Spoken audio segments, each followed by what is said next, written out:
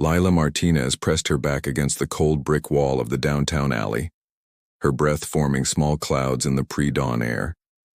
The 17-year-old pulled her torn jacket tighter around her thin frame and reached into her battered backpack for the dented can of beans that would serve as breakfast. Around her, the city awakened with the harsh symphony of traffic and construction, but she created her own soundtrack, a soft, haunting melody that seemed to transform the urban decay into something beautiful. Another day, another chance to fly, she sang quietly to herself, her voice pure and untrained but carrying a depth that spoke of experiences far beyond her years. She had been living on these streets for 2 years, ever since her foster mother died, leaving her with nothing but the clothes on her back and the songs her birth mother had taught her. Before addiction claimed her too, the morning routine was always the same. After her meager breakfast, Lila would make her way to the subway entrance on 5th Street, where she would sit on a piece of cardboard with a small cup in front of her. She never asked for money directly. That felt too much like begging. Instead, she would sing, pouring her heart into melodies that most commuters ignored as they rushed past, lost in their own worlds of deadlines and obligations. In the shadows, I find my light. In the silence, I hear what's right. Her voice echoed off the tiled walls of the subway entrance. The few coins that occasionally clinked into her cup were barely enough to survive on, but survival wasn't really the point anymore. The music was her lifeline, the one thing that kept her connected to hope when everything else had been stripped away. Most people who noticed her at all assumed she was just another homeless kid, another casualty of a system that chewed up the vulnerable and spit them out. They couldn't see past the worn clothes and the cautious way she held herself, ready to run at the first sign of trouble. They definitely couldn't see the extraordinary gift that lived in her voice, a combination of technical perfection and raw emotional truth that could stop traffic if anyone bothered to truly listen. James Harrington was not in the habit of listening to anything except his own ambition. At 55, he had built Harmony Records into one of the most successful independent labels in the country, a feat that required single-minded focus and an almost ruthless efficiency. He lived alone in a mansion that was far too large for one person, attended high-end business dinners where he made deals worth millions, and had forgotten long ago why he had fallen in love with music in the first place. On the evening that would change both their lives, Harrington was walking alone down 5th Street after yet another tedious dinner with investors. His phone was pressed to his ear as he barked orders at his assistant about a merger that would close the following day. "Yes, the merger goes through tomorrow," he said impatiently. "No, I don't care about their concerns, just handle it, Richard. I pay you to solve problems, not create them." He was about to end the call when something made him stop walking. A voice was cutting through the urban noise, not the usual cacophony of street musicians playing for tips, but something else entirely. Something that made his heart skip a beat for the first time in years. He lowered his phone and moved closer to the sound, hiding behind a concrete pillar so he could listen without being seen. Lila sat cross-legged on her cardboard mat, completely unaware that she had an audience of more than the usual disinterested commuters. Her eyes were closed as she sang, lost in the music that was both her escape and her anchor.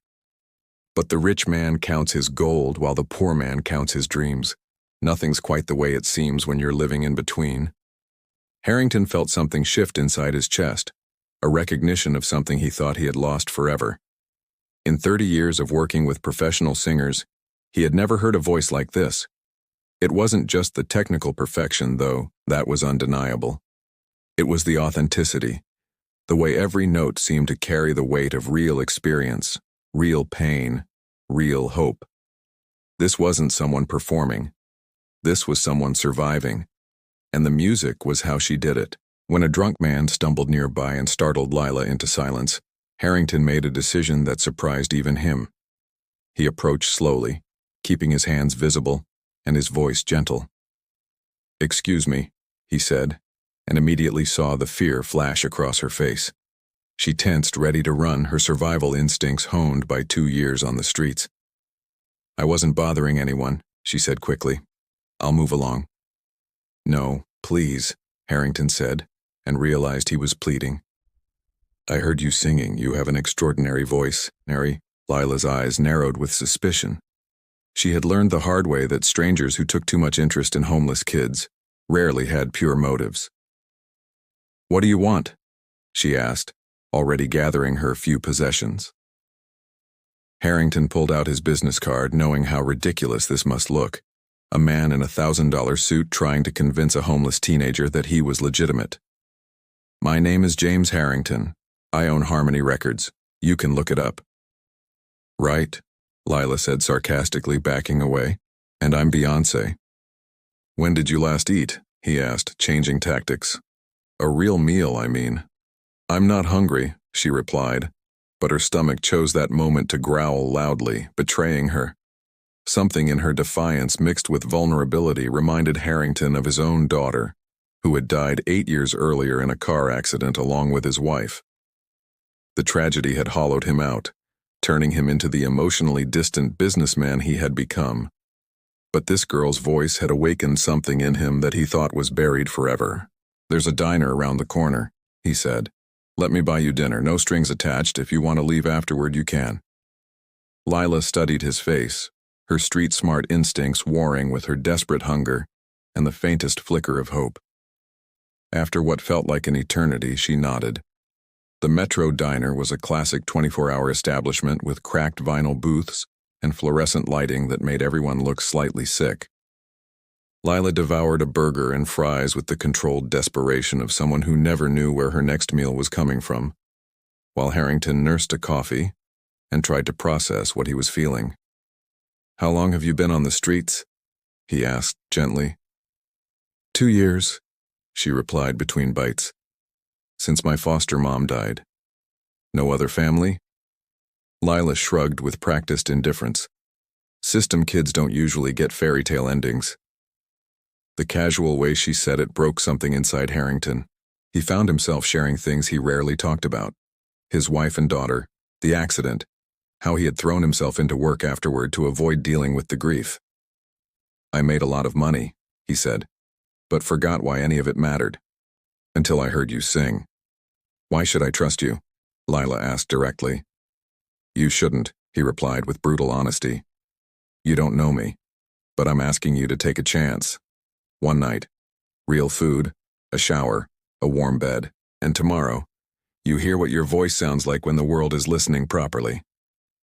Lila stared at him for a long moment, her street-smart caution warring with something deeper, a recognition that this might be the only chance she would ever get. "One night?" she asked finally. "One night," he confirmed. Harrington's mansion in the upscale Westchester neighborhood was everything Lila had never allowed herself to dream about. Mrs. Chen, his housekeeper of 15 years, greeted them at the door with the kind of warmth that made Lila's chest ache with longing. "You must be hungry," she said, bustling toward the kitchen. "I'll prepare something." "I just ate," Lila whispered to Harrington, confused. "Diner food," Mrs. Chen called over her shoulder. "I mean real food. Chinese comfort food. You'll see." The home recording studio left Lila speechless. Professional microphones, mixing boards, sound-dampening panels, and instruments she had only seen in music videos. "This is where magic happens," Harrington said, watching her face. "Would you like to try?" "I don't know any real songs," Lila said, suddenly feeling small and out of place. "Not like professional ones." "Sing what you sang tonight, your words, your melody." Lila entered the vocal booth with the reverence of someone entering a sacred space.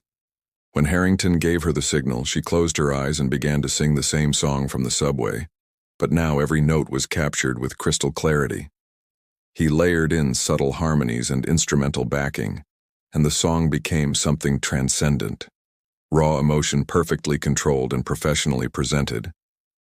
When she heard the playback, tears streamed down her face. "Is that really me?" she whispered. "That's you," Harrington said softly. "That's your gift." The transformation didn't happen overnight.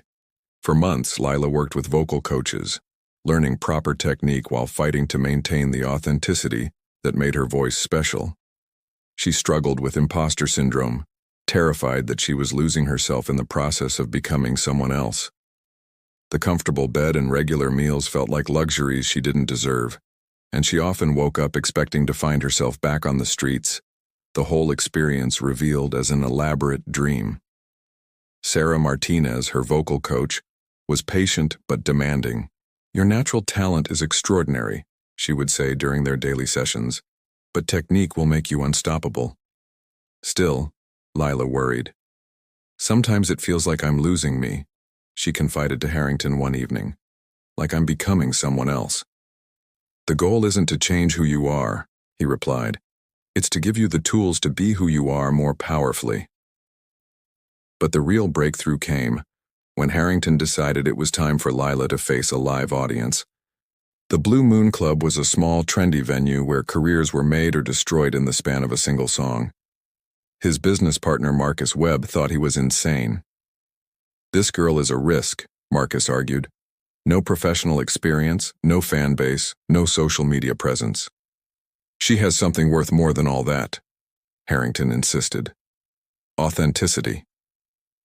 The night of the performance, Lila paced backstage like a caged animal.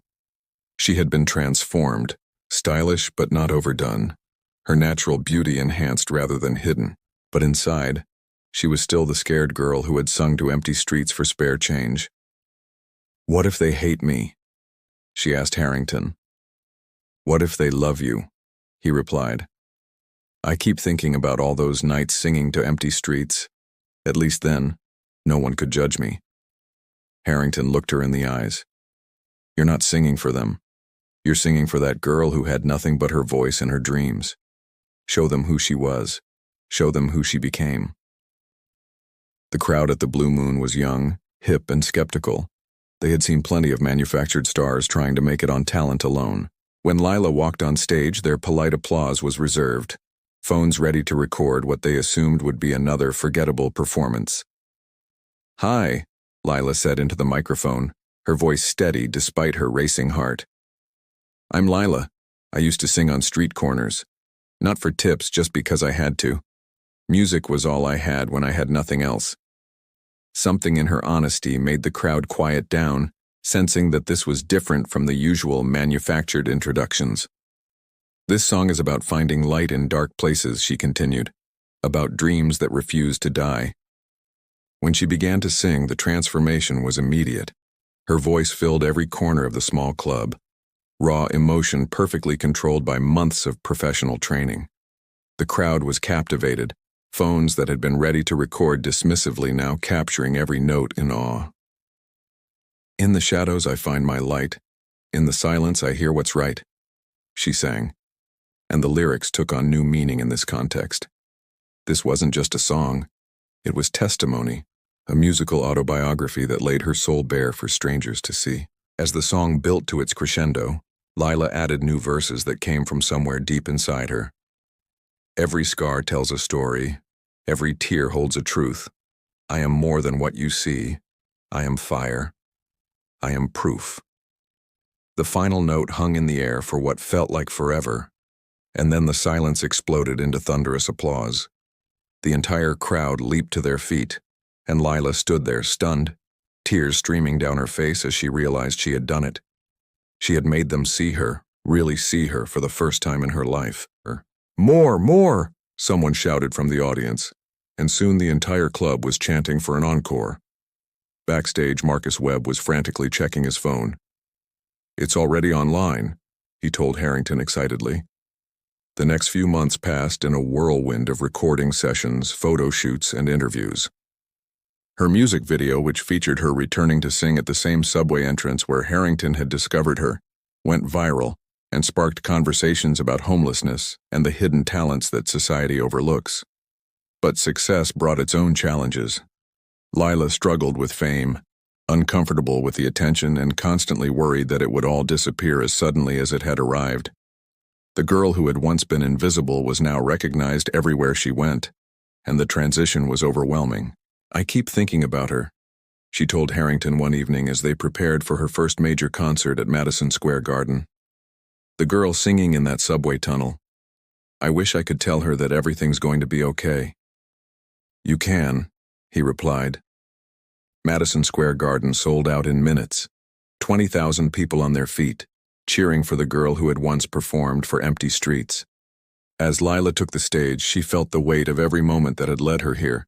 Every cold night, every empty stomach, every time she had sung to keep herself from despair. "New York City," she called into the microphone, her voice strong and clear. "2 years ago I was singing in subway tunnels, hoping someone would hear me." The crowd roared its approval, and Lila launched into shadows and light. But this version was different, fuller, richer, backed by a full orchestra. When she reached the chorus, the entire arena sang along, 20,000 voices joining hers in perfect harmony. The next morning, Lila returned to the subway entrance where it all began. She placed a large check in the small donation cup that still sat there. $500,000 made out to New York City Homeless Youth Services. Then she began to sing, softly and without amplification, the same song that had changed her life. A small crowd gathered, including several homeless individuals who recognized her not as a celebrity, but as someone who understood their struggle. When she finished, she looked around at the faces watching her. Some hopeful, some resigned, all human.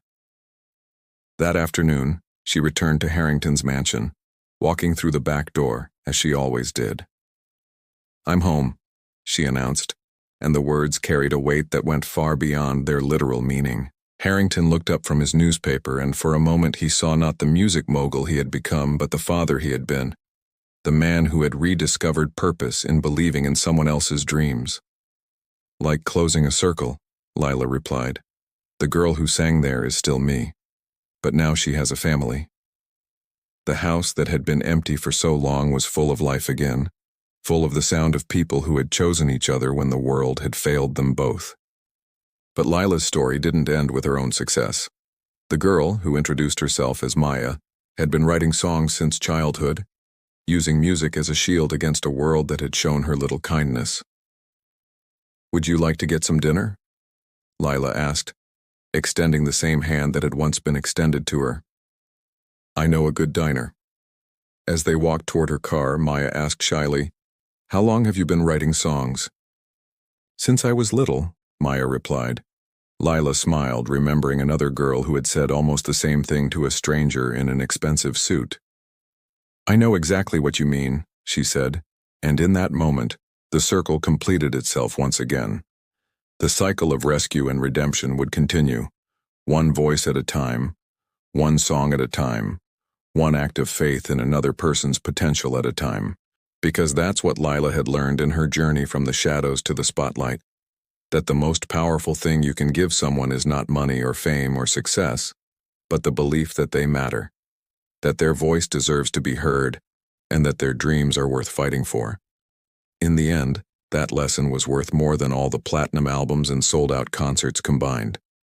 It was the difference between being discovered and being truly seen, between achieving success and finding home, between surviving and actually living. And as Lila drove Maya toward her first real meal in weeks, she knew that her story wasn't just about a homeless girl who became a star. It was about how one person's faith in another can literally change the world one voice at a time.